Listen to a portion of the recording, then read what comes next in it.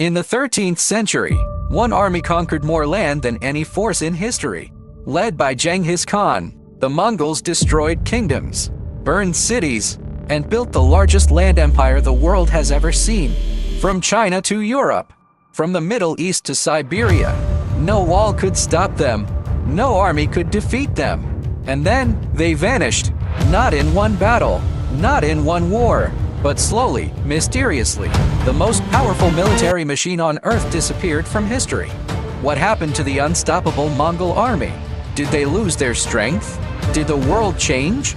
Or did their own empire destroy them from within?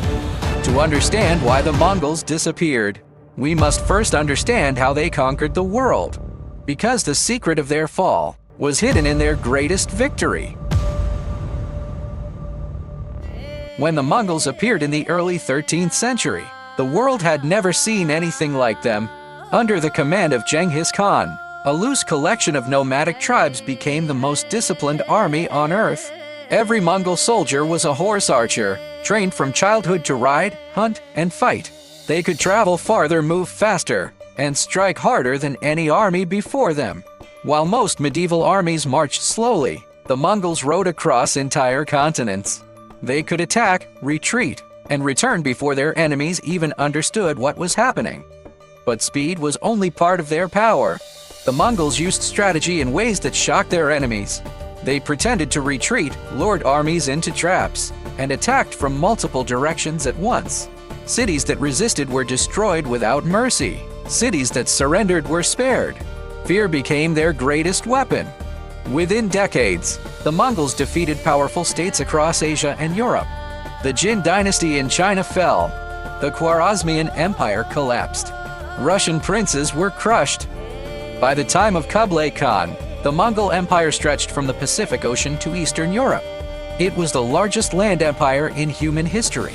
No army could stop them. But the very system that made the Mongols unstoppable would also make their empire impossible to hold. The Mongol Empire grew faster than any empire before it, and that speed became its greatest weakness. After the death of Genghis Khan, the empire did not remain united. Instead, it was divided among his sons and grandsons. What began as one empire slowly became four. The Yuan dynasty ruled China, the Ilkhanate ruled Persia, the Golden Horde ruled the Russian steppes, and the Chagatai Khanate controlled Central Asia. Each Khan was a descendant of Genghis Khan. Each claimed loyalty to the same empire, but in reality, they ruled as rivals. The Mongols had conquered the world together. Now they began to fight each other. Civil wars broke out between Mongol rulers. Trade routes became battlefields. Armies that once marched west now marched against their own kin. At the same time, governing such a vast empire proved harder than conquering it.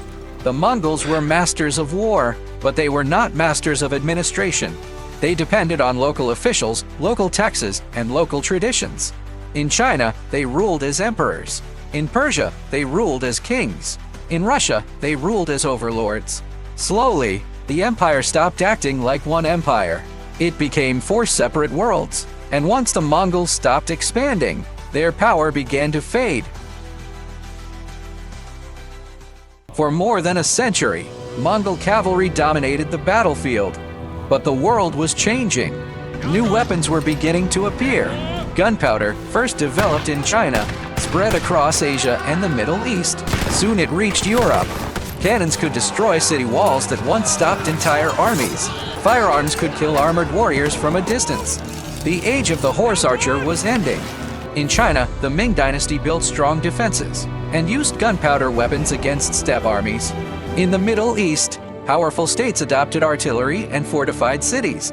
In Eastern Europe, rising kingdoms learned how to resist cavalry raids.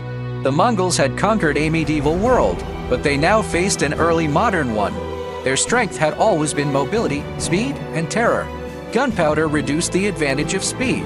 Fortifications reduced the power of cavalry. Standing armies replaced tribal warriors.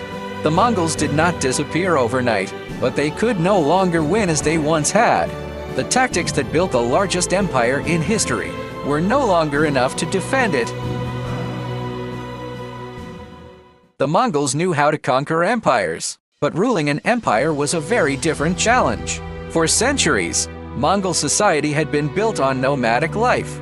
They lived on the steppe, moving with their herds, surviving on horses, sheep, and trade. This way of life created great warriors, but it did not create stable governments. Agricultural empires depended on cities, taxes, and farmers. Nomadic power depended on movement, loyalty, and conquest.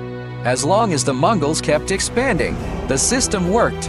New lands meant new tribute. New tribute meant more rewards for warriors. And more rewards meant loyalty. But once the expansion stopped, the problems began. In China, the rulers of the Yuan dynasty had to manage millions of farmers. They needed taxes, officials, and laws. In Persia, the Ilkhanate had to control cities that were older than the Mongol Empire itself. In Russia, the Golden Horde depended on tribute from princes who never truly accepted Mongol rule. The Mongols had built the largest empire in history, but their economy was never designed to hold it together. They were strongest when they were moving. They grew weaker when they had to stay still. An empire that depended on conquest could not survive without war. The final reason the Mongol army disappeared was not defeat, but transformation. Wherever the Mongols ruled, they slowly changed. In China, the Mongol rulers became emperors. They adopted Chinese titles, Chinese institutions, and Chinese court traditions. By the time of the late Yuan dynasty, many Mongol elites lived like the people they once conquered. In Persia, the rulers of the Ilkhanate converted to Islam. They spoke Persian, followed Persian customs, and ruled like Persian kings. In the north, the Golden Horde became part of the Islamic world as well. The Mongols had once united the steppe. Now they were becoming part of the civilizations they conquered. At the same time, the world was learning how to resist them. The Ming dynasty pushed Mongol forces out of China. Russian princes grew stronger and refused to pay tribute. New empires in the Middle East built armies that could match steppe cavalry. The Mongols had once terrified the world. Now the world understood them. And once their enemies learned how they fought, the Mongols were no longer unstoppable. The Mongol army did not vanish in a single battle. There was no final war, no last stand, no moment when the empire suddenly ended. Instead, the Mongols faded as the world around them changed. Their empire became too large to control. Their economy could not support peace. Their enemies learned new weapons, and their rulers became part of the civilizations they once conquered. The Mongols did not disappear. They became emperors, kings, soldiers, and citizens of the very world they had created. The 13th century belonged to the horse archer, but history moved on. And when the world entered a new age, the army that once conquered everything could no longer conquer time itself.